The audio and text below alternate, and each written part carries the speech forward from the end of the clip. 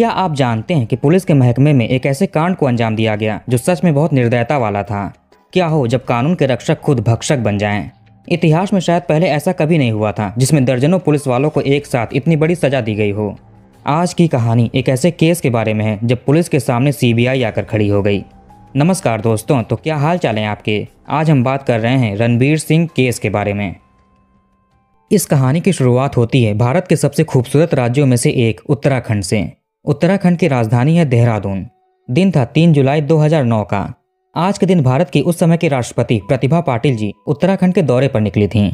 ये देहरादून के jolly grant road पर प्लेन से उतरती हैं। इसके बाद इन्हें बाई रोड मसूरी जाना था। मसूरी में कोई एयरपोर्ट नहीं है। चूंकि यहाँ पर एक प्रेसिडेंट की बात थी तो सिक्योरिटी तो होगी, पूरा काफिला होगा। जॉली ग्रांट एयरपोर्ट से मसूरी के बीच लगभग 60 किलोमीटर की दूरी है। प्रेसिडेंट का रोड भी तय था कि इन्हीं रास्तों से ये गुजरेंगी। इनके आने से पहले ही उत्तराखंड की पुलिस ने उन रास्तों पर बैरिकेड्स लगा दिए थे। चेकिंग शुरू हो गई थी। रास्तों को क्लियर किया जा रहा था, ट्रैफिक हटाए जा रहे थे। यही सब चीज़ें चल रही थीं। इसी बीच देहरादून के मोहिनी रोड पर एक ऑफिसर की ड्यूटी लगी थी। ये आराघर चौकी in charge sub inspector GD Bhatt थे। पूरा नाम गोपाल दत्त भट्ट है। ये रोड पर मौजूद वाहनों की चेकिंग कर रहे थे, कहीं कोई ऐसा संदिग्ध तो नहीं जिससे प्रेसिडेंट के काफिले को खतरा पहुंचे। राष्ट्रपति का काफिला आने वाला था। जीडी भट्ट को सूचना दी जाती है। इसके बाद ये वाहनों को पीछे हटने को बोलने लगे। इसी बीच यही मोहिनी रोड पर बाइक सवार 2 लोग मौजूद थे। ये थोड़े परेशान लग रहे थे और आगे बढ़ने की कोशिश कर रहे थे। चूंकि मामला देश के राष्ट्रपति की सुरक्षा का था, इसलिए जीडी भट्ट इन बाइक सवार दोनों लड़कों के पास गए। कुछ ही मिनटों में इनका एक और साथी भी आ गया। अब ये लोग 3 हो गए। ये 3 थे और जीडी भट्ट अकेले। इनकी टीम थोड़ी दूरी पर चेकिंग कर रही थी। ये अकेले खड़े थे। तीनों लड़के ऑफिसर पर हावी हो गए। इसी बीच उन तीनों में से एक ने जीडी भट्ट का सर्विस रिवॉल्वर छीन लिया और जिस रास्ते से प्रेसिडेंट गुजरने वाली थी उधर अपनी बाइक से भागने लगा। बाकी 2 लड़के भी किसी और दिशा में पैदल भागने लगे। इसी समय थोड़ी दूरी पर ड्यूटी कर रहे बाकी पुलिस वाले भी सब इंस्पेक्टर के पास आते हैं। कंट्रोल रूम में सूचना भेजी गई कि मोहिनी रोड पर 3 बदमाश आए और सब इंस्पेक्टर का सर्विस रिवॉल्वर छीन लिया। जिसके पास वो रिवॉल्वर है वो राष्ट्रपति के रास्ते पर भाग रहा है। बाकी 2 कहीं और भाग गए। हम लोग रिवॉल्वर लिए उस बदमाश का पीछा कर रहे हैं। कुछ गलत ना हो जाए, जल्दी से और पुलिस वालों को भेजिए। ये बात आसपास ड्यूटी कर रहे बाकी पुलिस वालों तक भी पहुंची। वो भी बदमाश का पीछा करने लगे। थोड़ी देर में दूसरी बार कंट्रोल रूम में सूचना दी गई कि वो बदमाश प्रेसिडेंट के काफिले के रास्ते से हटकर लाटपुर के जंगलों में भाग गया है। जंगल में उस बदमाश ने पुलिस वालों पर गोलियां चलाईं। इधर से पुलिस भी चुप नहीं बैठती है। इन्होंने भी जवाबी कार्रवाई की। वो अकेला था और यहाँ पर दर्जनों पुलिस वाले थे। कुछ ही मिनटों में वो बदमाश ढेर हो गया। पुलिस ने उसका इनकाउंटर कर दिया। इनकाउंटर करने के बाद इसकी तलाशी ली जाती है। जेब से इसके पहचान पत्र मिलता है। नाम लिखा था रणबीर सिंह। इसके बाद तीसरी बार कंट्रोल रूम में खबर दी जाती है कि वो बदमाश गैंगस्टर मारा गया। अब जाकर सबके जान में जान आई। एक बहुत बड़ा खतरा प्रेसिडेंट के काफिले पर आने से टल गया। थोड़ी देर के बाद बड़े बड़े ऑफिसर्स भी इनकाउंटर वाली जगह पर आते हैं। सबका पीठ थपथपाते हैं, शाबाशी देते हैं। सभी लोगों ने पुलिस वालों की सराहना की। इसके बाद लोकल मीडिया के लोग आते हैं। बदमाश के शव के साथ पुलिस वालों ने पोज देकर फोटो खिंचाया। इसके बाद शव को हॉस्पिटल भेज दिया जाता है। इसका पोस्टमार्टम होना था। अब अगले दिन 4 जुलाई 2009 को इस घटना की खबर अखबारों में छपती है। ये अखबारों की हेडलाइन बन गई। उत्तराखंड सहित आसपास के राज्यों में भी ये खबर छपी कि एक बदमाश रणबीर सिंह का पुलिस ने इनकाउंटर कर दिया। साथ में उस बदमाश की फोटो भी छपी। एक फोटो में तो ढेर सारे पुलिस वाले खड़े थे और नीचे जमीन पर बदमाश का शव पड़ा हुआ था। ये अखबार गाजियाबाद के शालीमार गार्डन में स्थित एक घर में भी पहुंचा। घर के मुखिया थे रविंद्र सिंह। रोज की तरह इन्होंने 4 जुलाई के दिन भी सुबह के समय अखबार उठाया पढ़ने के लिए। अखबार के फ्रंट पेज पर इन्होंने वो इनकाउंटर वाली खबर पढ़ी। एक बदमाश की पुलिस इनकाउंटर में मौत। इसमें बदमाश की फोटो और नाम भी छपा हुआ था। फोटो देखकर रविंद्र सिंह बिल्कुल सन्न रह गए। तस्वीर इनके बेटे से मिल रहा था। नाम भी रणबीर सिंह था, जो इनके बेटे का नाम भी था। अभी परसों ही यानी 2 जुलाई को इनका बेटा देहरादून जॉब इंटरव्यू के लिए गया था। इसके बाद रविंद्र सिंह ने अपने घर के बाकी लोगों को भी अखबार में छपा फोटो दिखाया। ये लोग भी बोलने लगे कि तस्वीर तो हमारे बेटे रणबीर जैसी लग रही है। अब इन्होंने रणबीर को फ़ोन लगाना शुरू कर दिया। उसका फ़ोन स्विच्ड ऑफ था। ये बात धीरे धीरे रिश्तेदारों को भी पता चलती है। माहौल ऐसा हो गया कि देहरादून जाने के अलावा किसी को कुछ सूझ नहीं रहा था। फिर रणबीर के माता पिता, बड़े भाई, साथ में कुछ और रिश्तेदार और पड़ोसी सभी लोग देहरादून पहुँचते हैं। घटना डालनवाला थाने में दर्ज था। परिजनों ने पुलिस से पूछा कि जो कल इनकाउंटर हुआ वो कहाँ पर है। पुलिस ने बोला कि हॉस्पिटल में है। हॉस्पिटल का नाम भी बताया। इसके बाद परिजन हॉस्पिटल गए। अभी शव का पोस्टमार्टम होना था। ये लोग शव को देखते हैं, पहचान जाते हैं। ये सच में इनका ही बेटा रणबीर सिंह था। पुलिस के अनुसार ये एक बदमाश है, सब इंस्पेक्टर की सर्विस रिवॉल्वर लेकर भाग रहा था। जंगल में पुलिस पर गोलियां चला दी। पुलिस ने भी अपने बचाव के लिए गोलियां चलाईं, जिसमें ये मारा गया। ये एक बदमाश, क्रिमिनल, गैंगस्टर है। लोगों को फोन करके धमकी देता है और पैसे वसूलता है। इसके साथ इसकी पूरी गैंग काम करती है। लेकिन रणबीर के माता पिता के अनुसार इनका बेटा एक सीधा साधा इंसान था, MBA की पढ़ाई की। 2 जुलाई को ये जॉब इंटरव्यू के लिए देहरादून आया। इसका 3 जुलाई को इंटरव्यू हुआ। 4 जुलाई से कंपनी में ज्वाइनिंग थी। परिवार को अखबारों से पता चला कि इनके बेटे का पुलिस ने इनकाउंटर कर दिया है। वो तो एक स्टूडेंट था, उसकी क्या गलती थी। इसके बाद रणबीर सिंह के परिजन हॉस्पिटल के बाहर ही केस की जांच करने की मांग करने लगे, प्रदर्शन करने लगे। ये सबको बताने लगे कि पुलिस ने इनके बेटे के साथ ऐसा ऐसा सब कर दिया है। पुलिस को जब इस बात की खबर लगी कि जिसका इनकाउंटर हुआ उसके परिजन हॉस्पिटल के बाहर हंगामा कर रहे हैं, तो इनके रोंगटे खड़े हो गए। इसके बाद पुलिस वाले भी उस हॉस्पिटल में पहुंचते हैं। वहां से परिजनों को जबरदस्ती हटाने की कोशिश की जाती है। जब ये लोग नहीं हट रहे थे तो पुलिस ने इन पर लाठीचार्ज किया। यही मौके पर कुछ लोकल रिपोर्टर्स भी मौजूद थे। आमतौर पर ये न्यूज़ की तलाश करने के लिए हॉस्पिटल वगैरह में होते ही हैं, तो लोकल रिपोर्टर्स यहीं पर मौजूद थे। हंगामा देखकर ये भी वहां पर पहुंचते हैं। इन्होंने परिजनों से बात किया। परिजनों ने बोला कि पुलिस ने इनके बेटे को झूठा फंसाकर इनकाउंटर कर दिया है। वो तो जॉब इंटरव्यू के लिए आया था। अभी पिछले ही दिन पुलिस ने इन रिपोर्टर्स को बुलाकर इनकाउंटर के बाद फोटो खिंचाई थी। उन्हें बड़े बड़े ऑफिसर्स और सरकार ने शाबाशी दी थी। आज कहानी पूरी तरह से बदल चुकी है। इन लोकल रिपोर्टर्स ने रणबीर के परिजनों की बात सुनी और अगले ही दिन अखबार में रणबीर की खबर छाप दी कि पुलिस वालों ने रणबीर को झूठे केस में फंसाया और इनकाउंटर के नाम पर कत्ल कर दिया। ये एक फेक इनकाउंटर है, ऐसा इसके परिजनों का कहना है। इसके बाद उत्तराखंड की पुलिस पर सवाल खड़े होने लगे। खबर तेजी से फैलने लगी, न्यूज़ में आने लगी, लोगों को पता चलने लगा। परिवार के सपोर्ट में भी लोग खड़े होने लगे।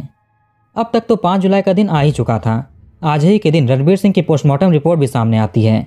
इसमें लिखा था कि रणबीर के शरीर पर 22 गोलियां लगी हुई थीं। इसमें से कुछ शरीर में अटकी हुई थी तो कुछ आर पार निकल गई थीं। साथ ही साथ शरीर पर 28 जख्मों के निशान भी पाए गए, जिसमें कई हड्डियां और पसलियां टूटी हुई। प्राइवेट जगह पर भी बुरी तरह से घाव के निशान भी शामिल थे। शरीर पर ऐसा कोई भी जगह नहीं था जहां पर घाव के निशान ना मिले। जंगल में पुलिस रणबीर का पीछा कर रही थी क्योंकि ये पुलिस की रिवॉल्वर लेकर भागा था।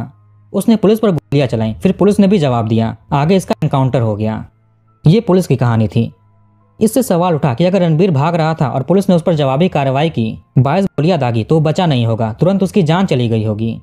फिर उसके ऊपर 28 चोटों के निशान कैसे आए? और ये ऐसे वैसे छोटे मोटे चोट भी नहीं थे। इसमें हड्डियों और पसलियों के फ्रैक्चर जैसी भयानक चोटें थीं। ऐसी हालत में इंसान भाग कैसे सकता है, और वो भी हट्टे कट्टे तगड़े पुलिस ऑफिसर के चंगुल से। ऐसी चोटों के बाद इंसान चलना तो क्या, वो होश में भी नहीं हो सकता, बेहोश हो जाता है। लगा कि पुलिस ने एनकाउंटर से पहले इसे जानवरों की तरह मारा पीटा होगा, 3rd डिग्री टॉर्चर किया होगा। आखिर उसकी गलती क्या रही होगी? ऐसा हश्र तो पुलिस कातिलों और दुष्कर्म करने वालों के साथ भी नहीं करती। फिर एक 22 साल के नौजवान लड़के के साथ ऐसा क्यों किया गया, जो जॉब करने के लिए देहरादून आया था? पोस्टमार्टम रिपोर्ट की वजह से इन पुलिस वालों का भविष्य अब बिगड़ने वाला था। ये तो बस एक रिपोर्ट थी जिसने पुलिस की गंदी नीयत सामने ला दी। अभी तो ballistic report, scene of encounter की जांच भी बाकी है। पोस्टमार्टम रिपोर्ट मिलने के बाद रणबीर के पिता ने पुलिस के खिलाफ कत्ल का केस दर्ज कराने की कोशिश की।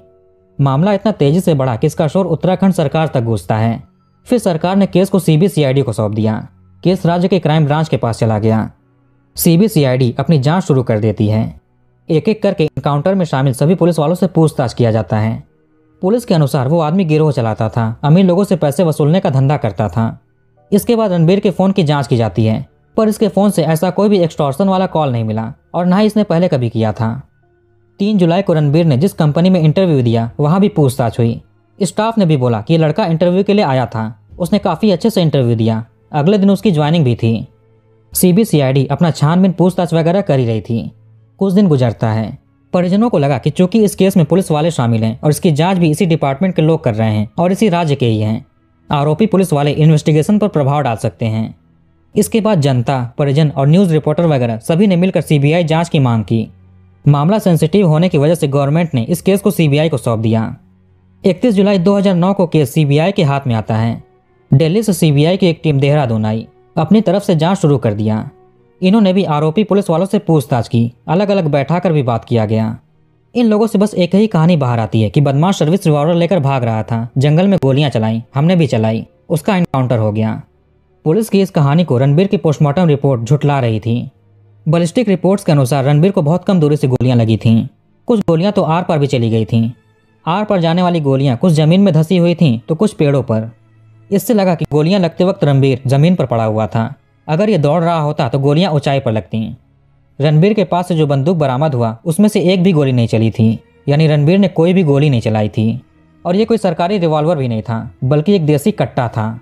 इस चीज़ ने भी पुलिस पर सवाल खड़े कर दिए। पोस्टमार्टम में वो चोटों के निशान तो थे ही। आमतौर पर इनकाउंटर में पुलिस वालों को भी चोटें लगती हैं, भले ही गोली ना लगे, लेकिन वो कहीं गिरे हों, ठोकर लगा हो, वर्दी पर धूल मिट्टी आई हो। लेकिन यहाँ पर तो पुलिस वाले बिल्कुल सही सलामत थे, इन्हें कोई भी चोट नहीं लगी थी। ये सब उस दौरान लिए गए फोटोग्राफ से पता चला। अगर इन लोगों ने जंगल में दौड़ भाग की होती तो इनके चेहरे पर थकावट नजर आती, पसीना दिखता, पर ऐसा कुछ भी नहीं था। ऐसे ही सीबीआई छोटी छोटी डिटेल्स और सबूत जुटा रही थी। समय बीत रहा था। इनकाउंटर हुए अब तक 2 साल बीत गए। अभी तक सीबीआई भी अपनी जांच में किसी नतीजे तक नहीं पहुंची। परिवार भी बहुत दुखी था। आखिर कब जांच पूरी हो और इनके बेगुनाह बेटे के कातिलों को सजा मिले।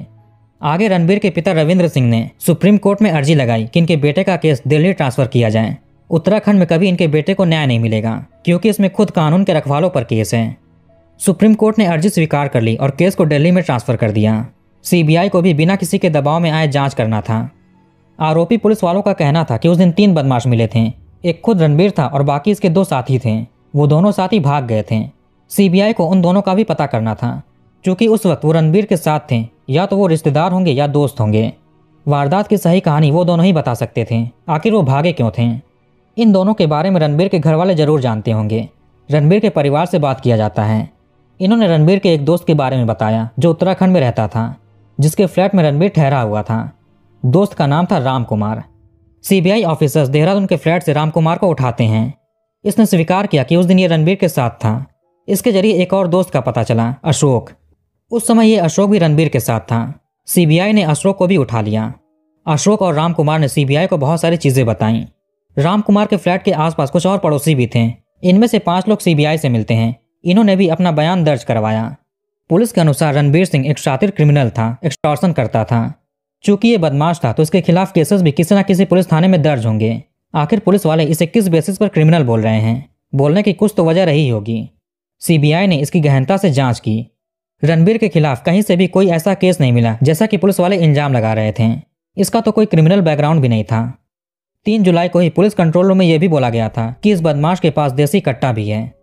ये पुलिस का सर्विस रिवॉल्वर छीन कर भागा था। इस हिसाब से उसके पास से एक देसी कट्टा और एक सर्विस रिवॉल्वर मिलना चाहिए। उसमें से एक भी गोली नहीं चली थी। पुलिस अपनी ही बनाई हुई कहानी में फंस रही थी।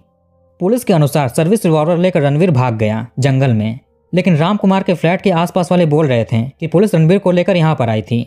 ये लोग किसी को ढूंढ रहे थे, शायद राम कुमार को ढूंढ रहे थे। उसके दरवाजे पर गए, वहां ताला लगा हुआ था। जब यहाँ पर राम कुमार नहीं मिला तो फिर पुलिस वाले रणबीर को जीप में बिठा कर ले जाते हैं। इसके 2 घंटों के बाद इनकाउंटर वाली बात फैलती है। यहाँ जब फ्लैट के पास पुलिस वाले रणबीर को लेकर आए थे तो रणबीर बिल्कुल सही सलामत दिख रहा था, जिंदा था। लेकिन आगे उसका इनकाउंटर हुआ। यहाँ से भी बात निकल कर आई कि अगर रणबीर ने कोई गलती की थी तो वो पुलिस की हिरासत में था। फिर वो हिरासत से कैसे भाग गया? उसके शरीर पर इतने सारे चोट कैसे आए और कब आए? क्या इसे कस्टडी में मारा गया था और इतना मारा गया कि उसकी हड्डियां वगैरह टूट गईं? जब हड्डियां टूट गईं तो वो कैसे भाग सकता है? वो तो बेहोश हो गया होगा। अगर पुलिस ने उसे नहीं भी मारा और वो चकमा देकर सर्विस रिवॉल्वर लेकर भागा भी तो पुलिस ने उसे 22 गोलियां मारी। फिर उसके शरीर पर चोटों के निशान कैसे आए? केवल गोलियों के निशान ही रहने चाहिए थे। 22 गोलियों में उसकी मृत्यु हो गई। क्या उसकी मृत्यु के बाद पुलिस ने उसे मारा? फ्लैट के पड़ोसियों के अनुसार उस वक्त रणबीर बिल्कुल ठीक था। बैलिस्टिक रिपोर्ट तो खुद बोल रही थी कि बहुत नजदीक से गोलियां लगी थीं, और वो भी शरीर के केवल एक एरिया में।